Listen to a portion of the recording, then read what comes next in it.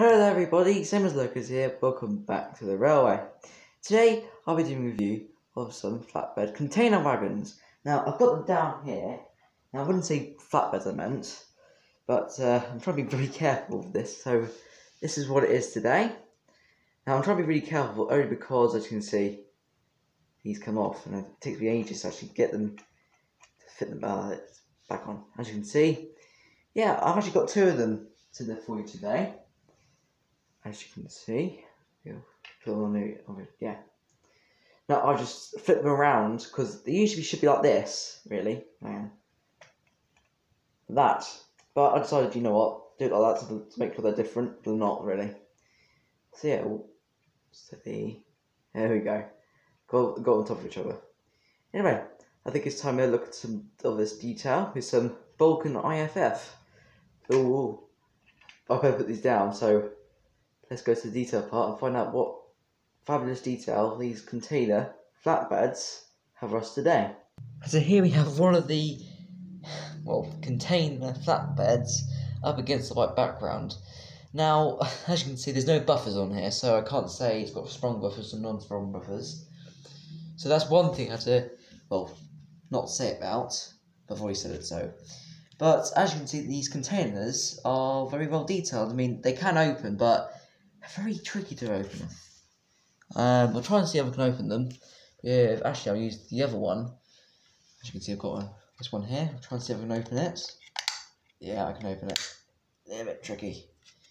As you can see, these ones can actually open, which is quite nice. There's nothing inside, as you can see. Just darkness for where you are. But for me, it's just blue inside as well. So, it's quite nice. There we go. And the flatbed is also well detailed. I mean, you can see all the little very tiny parts of the detail for these bogies, that is. The flatbed itself, I'll take these containers off first. As you can see, where you got these little knobs where you can put the containers down. As you can see, you've got the little holes underneath the container, which is quite nice. And yeah, I mean, there's no thing about flatbed. I mean, this is probably the best flatbed I've actually got, because the other one, which is a weathered version, those wheels on it were awful. I mean, it didn't do very well. It slowed down a lot of my locomotives. So yeah, obviously my Delta can do it. So because it's a very powerful locomotive. Anyway, let me put these containers back on, and I'll get ready for the hill test, and see how freewheeling this wagon is. Flatbed, I keep saying wagon for some reason. But I will do two tests, one without the containers and one with the containers. So, without further ado, let's find out what the outcome of the hill test will be for it today. So here we are at the hill. As you can see, I've taken the containers off. I'll put them to one side.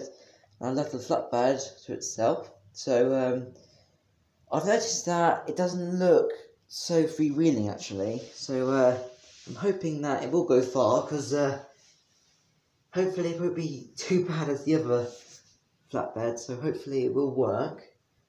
Hopefully it will. Hopefully it just will glide down the hill.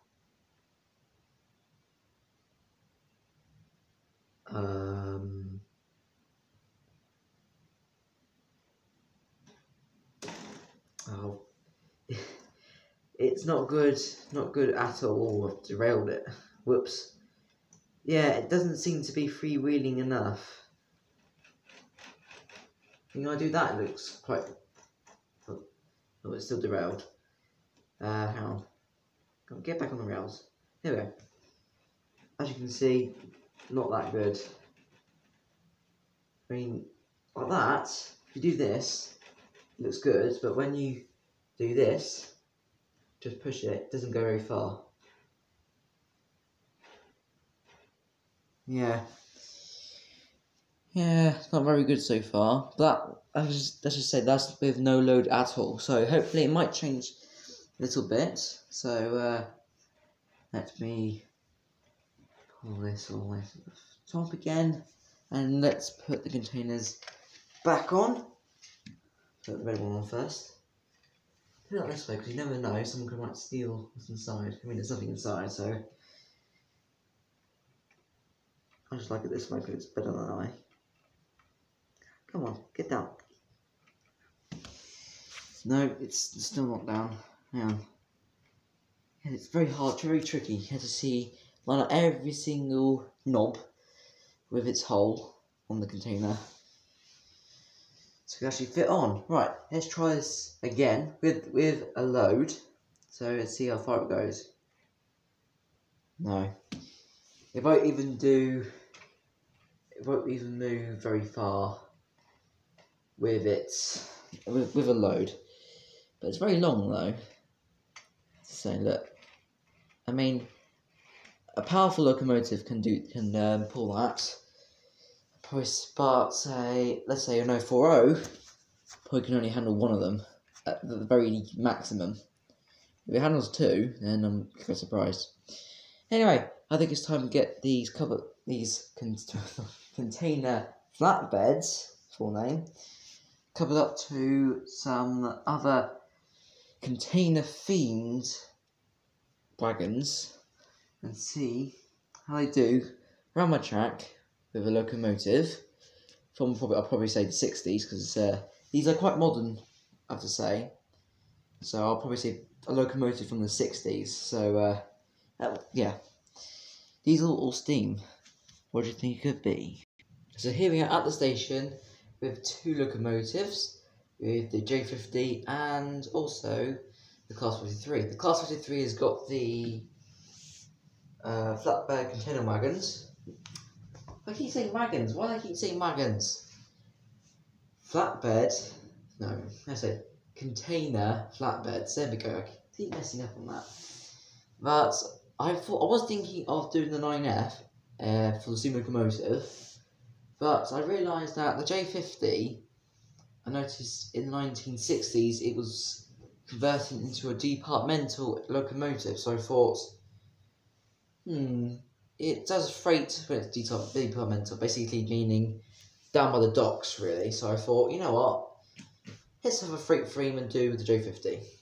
So I'll get the J50 going first with her rake of small open wagons of a variety of gravel, tar, also some grass, because I've got some grass in there, and some coal wagons. Just a variety of different types of wagons there, and off it goes, hopefully, because I got literally just past 50%, it's not moving, so it's cut out. Sometimes it's J50, there we go. For some reason, it doesn't like, the J50 does not like that bit. Oh, it's cut out again! Stop coming out! There we go, I'm going to put some speed before it cuts out again. At that speed. As you can see, I've got a tow breakdown at the back, which I was going to do a BR, but I thought, you know what? Oh, something's to wrap already. This wagon here. Yeah. I'm going to take that off and then put the big a little bit smaller. There we go. That's much better now. And let's get the Class 43 going with her brake of tanker and cargo. Flatbed and wagons. And off she goes. Oh, he, because he's Mountbatten here. And very slowly moving out. There we go. Right. Enjoy this freight-themed running session. Enjoy. Now this looks very nice. You've got a diesel pulling some freight. Now, that's what it is really now. I mean, I see a lot of Class 56 around these days, but not a lot of these. Because, well, you might see the occasional one doing a sort of a heritage preservation sort of train. I don't think you'll find a Class 53 doing one of these preserved pasture services. But you'll probably see these back in the day. I mean, the person who did the largest monorail in the world is based off this with freight. Coal, obviously, that was definitely before the coal strike. And where's the J50? There it is. Wonderful locomotive. It's just past its first year of in my collection anniversary today. Well, not today. I mean, during half term, that's what it was. Wonderful. It's still going strong. J50 is doing very well. I mean, I had a bit of an inspection of the 2 locomotives today. You've never seen them before. I think you've seen one of them before, the J83. You know, the green. That was the thing I showed you in the 060 running session, I think. Decided to take the motor out and get another locomotive to push it because it seems there's something wrong with the motor, as you can see. Just there.